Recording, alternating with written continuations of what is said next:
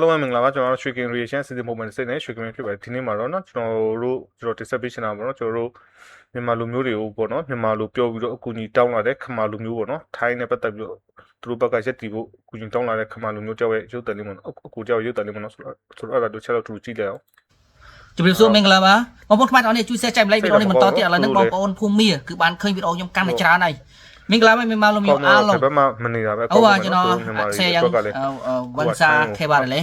မြန်မာထိုင်းနိုင်ငံလူမျိုးအများကြီးကျွန်တော်ဗီဒီယိုကိုကြည့်ခဲ့ပါတယ်ဒုက္ခတွေကိုသူကလည်းကျွန်တော်10အခုမှအយ៉ាងဝန်စားခဲ့ပါတယ်လေကူညီပေးနေကျွန်တော်မြန်မာလူမျိုးအားလုံးကြိုက်ခဲ့ပါတယ်ကျွန်တော်မြန်မာလူမျိုးချစ်ပါတယ်မြန်မာနဲ့ဘာဖြစ်လို့မြန်မာလူမျိုးချစ်တယ်ဆိုတာကျွန်တော်အဲ့ဒီမြန်မာနိုင်ငံကိုအရင်မှကျွန်တော်ကိုရင်းတစ်ပါးဖြစ်ပါတယ်လေခမားလေဘုရားဘာသာစကားကိုအဲ့ဒီမြန်မာနိုင်ငံမှာစာကိုတင်ခဲ့ပါတယ်အဲ့ဒါကြောင့်ကျွန်တော်အဲ့ဒီနိုင်ငံမှာတုံးတင်နေခဲ့ပါတယ်လေဆိုရလဲဆိုတော့ကျွန်တော်မြန်မာအဲ့ဒါကြောင့်ကျွန်တော်မြန်မာလူမျိုးတကယ်တီးခဲ့ပါတယ်စိတ်ရကောင်းပါတယ်ဘုရားဘာသာလူအများကြီးဖြစ်ခဲ့ပါတယ်လေအဲ့ဒါကြောင့်ကျွန်တော်မြန်မာနိုင်ငံမြန်မာလူမျိုးအားလုံးချစ်ပါတယ်ဒါပေမဲ့အခုမှကျွန်တော်ပြီးသွားတာအကောင်းဆုံးပဲတို့ကမ္ဘောဒီးယားနိုင်ငံလေဒုက္ခအရင်ချိခဲ့ပါတယ်လေဘာဖြစ်လို့ဒုက္ခချိတယ်လဲဆိုတာထိုင်းကျွန်တော်တို့ကမ္ဘောဒီးယားကိုစစ်ဖိုင်ဖြစ်ရှိပါတယ်လေတို့ကျွန်တော်တို့ညေခိုးချင်းလုပ်ပါတယ်တို့အခုမှစစ်ဖိုင်ရှိနေပါပြီချစ်ရှာရနော်တို့ကျွန်တော်တို့ကမ္ဘောဒီးယားမညေမှာနိုင်ငံမှာလေတို့အဲ့ဒီထိုင်းစစ်တာကျွန်တော်တို့ကမ္ဘောဒီးယားမြင်းမှာလာတိုက်ပါတယ်တို့အခုမှကျွန်တော်တို့ကမ္ဘောဒီးယားနိုင်ငံမြဲကိုခိုးတော်ချင်လို့ပါတယ်ကျောင်းဖရားတိုင်းအများကြီးနေရအများကိုခိုးချင်လို့ပါတယ်အဲ့လိုအပဲလေတို့တော့အမြဲတမ်းစိတ်ပဲရှင်းလို့ရတယ်ကျွန်တော်တို့ကမ္ဘောဒီးယားခုမှဒုက္ခအရန်ကြီးဖြစ်ခဲ့ပါတယ်လေမြန်မာနိုင်ငံလည်းအတူတူပါပဲမြန်မာနိုင်ငံနဲ့ထိုင်းအခုမှကောင်းဖြစ်မဖြစ်ရဘူးเนาะအမြဲဒုက္ခရှိပါတယ်မြန်မာနိုင်ငံနဲ့မြန်မာလူမျိုးဒုက္ခတွေထိုင်းနိုင်ငံအဲ့ဒါကြောင့်ကျွန်တော်တင်လာတာเนาะမြန်မာနိုင်ငံပြခေါ်တင်လာတာပဲเนาะထိုင်းဒုက္ခရှိရင်ဆိုတာစပိုက်ရှိရင်ဆိုတာကမ္ဘောဒီးယားနဲ့အတူတူအဲ့ဒီထိုင်းနိုင်ငံကိုအတူတူတိုက်ရပါတယ်เนาะခေါ်တင်နေဆိုရဆိုလက်ခါတော့ထိုင်းအမြဲတမ်းအချမ်းနိုင်ငံအချမ်းလူမျိုးကိုခိုးချလို့ပါတယ်အချမ်းနိုင်ငံမြေကိုခိုးချလို့ပါတယ်အဲ့ဒီအမြဲတမ်းလို့ပါတယ်အဲ့ဒီနိုင်ငံကဒုက္ခဆေးတွေကနေခေါ်တင်ထားတဲ့အနေထားပေါ့နော်ထိုင်းပလရှိရင်ဆိုတာကမ္ဘောဒီးယားနဲ့မြန်မာလေလာအိုလေအေးစေးမနေလူရဘူးတို့ကအမြဲတမ်းစစ်ဖက်ပဲလူရှင်းပါတယ်စစ်ဖက်ပဲဖြစ်ရှင်းပါတယ်လေအဲ့ဒါကြောင့်ကျွန်တော်မြန်မာလူမျိုးပြလေးလေးနဲ့တရင်ကိုကြောက်အရှင်းလို့ပါတယ်အခုမှစစ်ဖက်ရှိပါတယ်ကမ္ဘောဒီးယားနဲ့ထိုင်း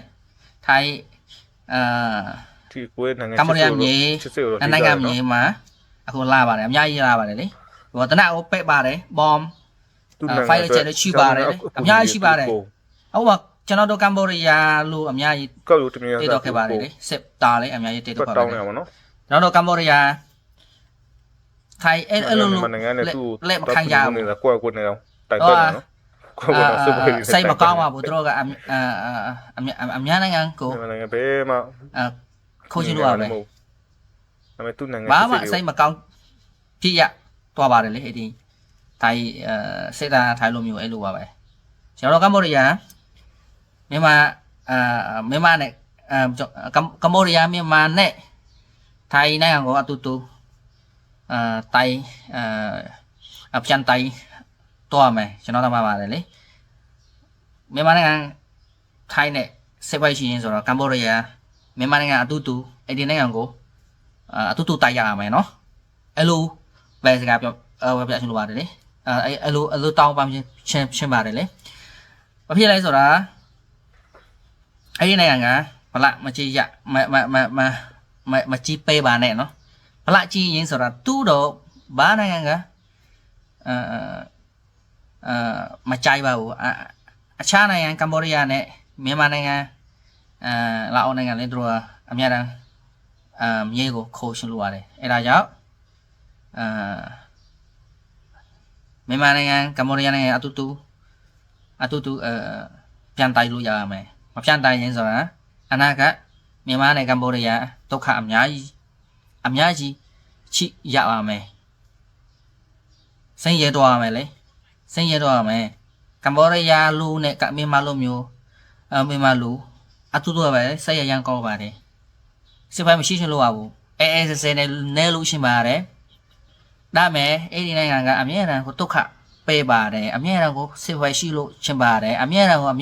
အခြားမြဲကိုခေါ်လို့တွားချင်လို့ပါတယ်လေအဲ့ဒါပဲလေအဲ့ဒါကြောင့်ကျွန်တော်မြန်မာနိုင်ငံမြန်မာလူမျိုးအားလုံးအဲ့ဒီနိုင်ငံကစစ်ပွဲရှိရင်ဆိုတာအတူတူတိုက်လို့ရပါမယ်ဟုတ်ကဲ့ချစ်ဆုံးသိပါတယ်နော်မြန်မာလူမျိုးအားလုံးကျွန်တော်နာမည်ကတော့ဒီပါမြန်မာလူမျိုးအားလုံးချစ်ပါတယ်မြန်မာနိုင်ငံတနိုင်ငံလုံးကိုချစ်ပါတယ်လေကျွန်တော်ကမြန်မာနိုင်ငံအရင်မှနေခဲ့ပါတယ်မြန်မာအစားခဲ့ပါတယ်ကျွန်တော်မြန်မာလူမျိုးတနိုင်ငံလုံးကိုချစ်ပါတယ်ကျေးဇူးတင်ပါတယ်နော် ကဲဒါတော့မြန်မာလူမျိုးတွေကိုအကူအညီတောင်းတဲ့ခမာကွယ်ရုပ်တန်တွေပဲဖြစ်ပါတယ်ဆိုတော့ဖြစ်နိုင်တော့နှစ်ဖက်လုံးเนาะစစ်ပွဲမဖြစ်ဘဲနဲ့အများဆုံးချင်းချင်းရက်စီချင်ပါတယ်เนาะကျွန်တော်တို့မြန်မာနိုင်ငံကိုယ်တိုင်ကလည်းစစ်ပွဲရဲ့အနိဋ္ဌာယုံအတော်လေးကိုခံစားနေရတာဖြစ်တဲ့အတွက်ပေါ့เนาะကိုချင်းစားပါเนาะဆိုတော့နှစ်ဖက်စလုံးအတွက်ညင်ချင်းအများဆုံးရပါစေလို့ပဲဆုတောင်းပေးလိုက်ပါကိုကြီးဆိုတော့အဆုံးရှိပြီးတဲ့အတွက်လည်းအားလုံးကျေးဇူးတင်ပါတယ်เนาะ